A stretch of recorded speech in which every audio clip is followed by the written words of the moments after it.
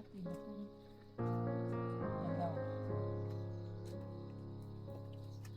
chắc là Tun sẽ đi vào đấy.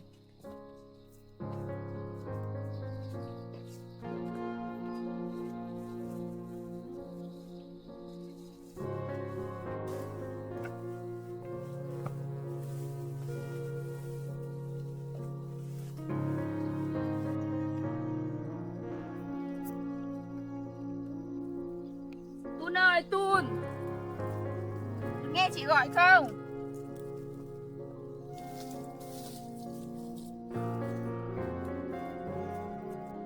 Tun ơi, Tun, em có ở đây không?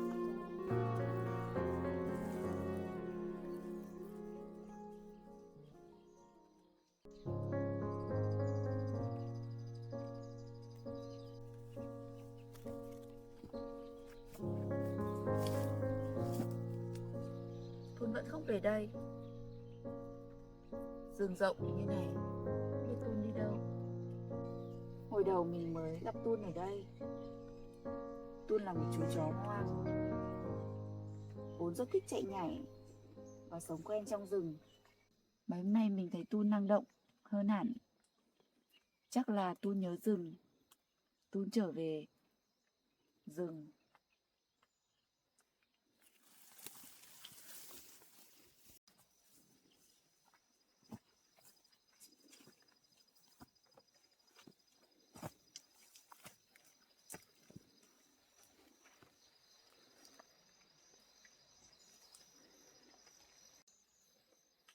Nếu Tun đã quyết định trở về vùng hoang dã sống, mình mong Tun sẽ tìm được một nơi ổn định mới. Tun trưởng thành rồi, bản năng của Tun mạnh lắm. Hy vọng Tun sẽ được an toàn.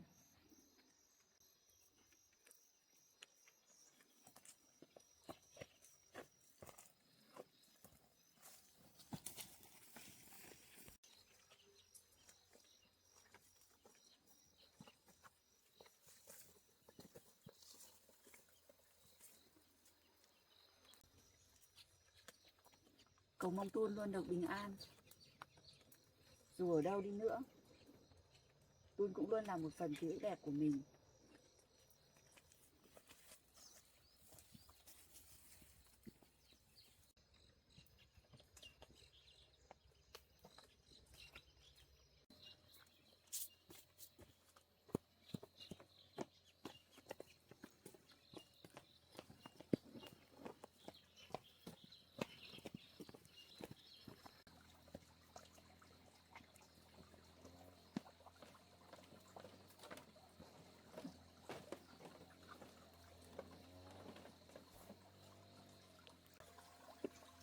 Sao trông sữa buồn thế? Mấy ngày hôm nay chị cũng đã đi tìm Tun khắp nơi rồi. Trời nắng trời tối chị cũng đi tìm.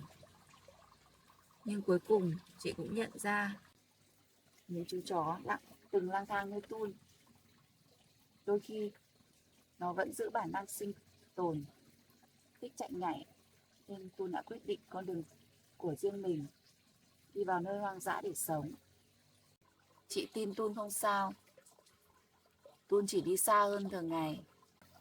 Giờ Tun không ở đây nữa, chỉ còn chị được sữa thôi.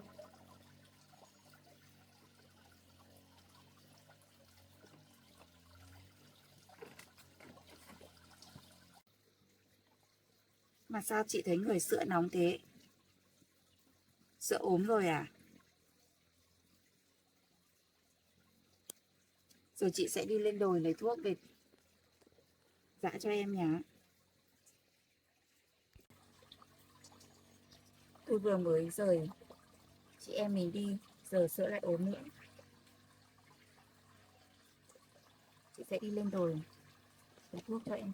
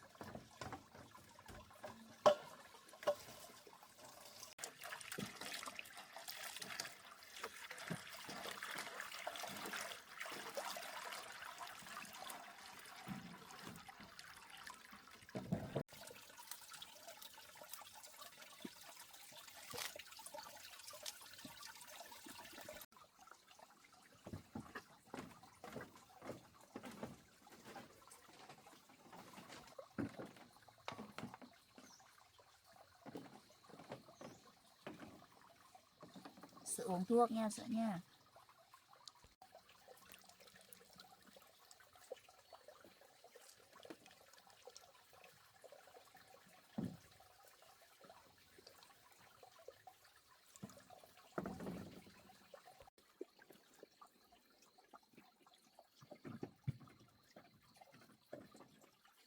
Và đây chị bọc thuốc cho. Bọc thuốc cho thì khỏi uống ạ.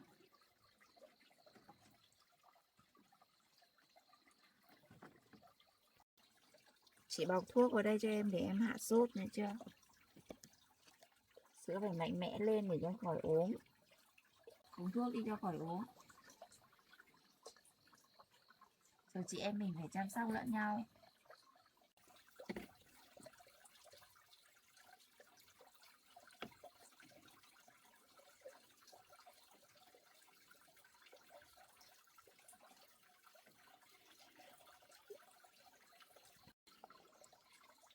Giờ sữa ở nhà uống thuốc nhá. Ngoan để chị đi lên đồi chị kiếm ít tre về mở rộng phần móng nổi để tiếp tục hành trình xây dựng ngôi nhà nổi của chị em mình. Em phải cố gắng, được chưa?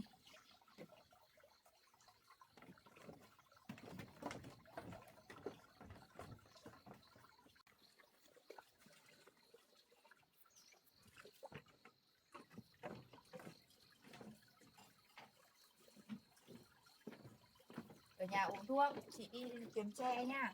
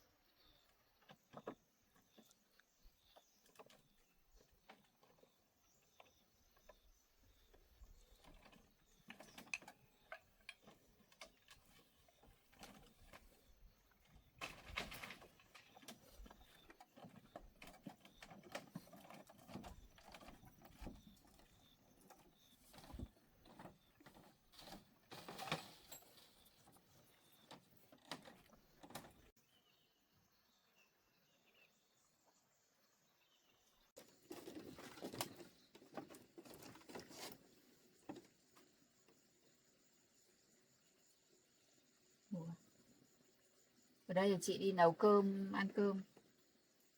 Rồi chị làm tiếp.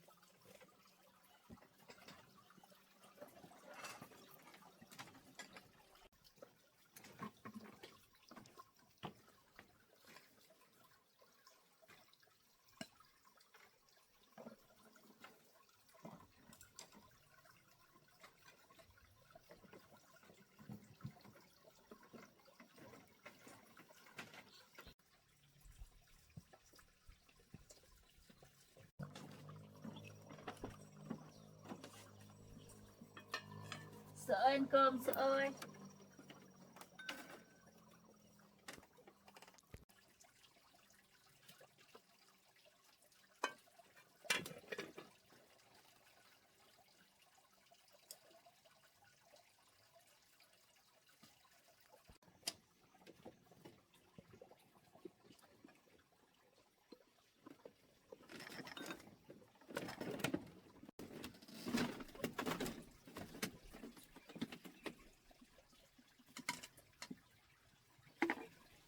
Sẽ ăn cơm sữa.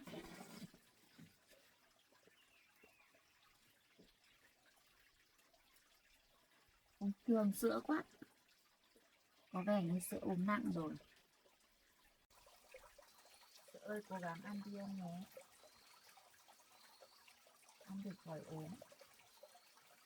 Rồi tiếp tục đồng hành cùng chị.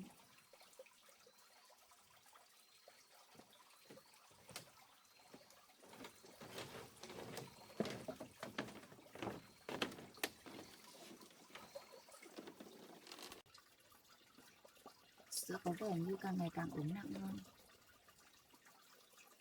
Nhưng hồi sáng mình đã cho sữa uống thuốc rồi. Mong sữa sẽ qua khỏi.